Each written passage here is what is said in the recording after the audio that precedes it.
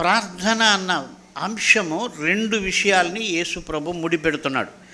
ఒకటి నిత్యము చేయాలి, రెండవది విసుకోకుండా చేయాలి.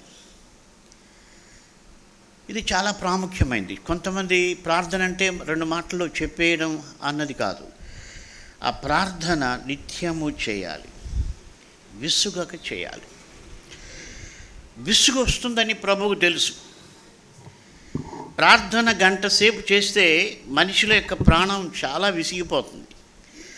గంట సేపు కాదు, 2 గంటలు కాదు, 3 గంటలు కాదు, నువ్వు యూట్యూబ్ చేస్తే నీ ప్రాణం ఏ మాత్రం కూడా విసిగిపోదు.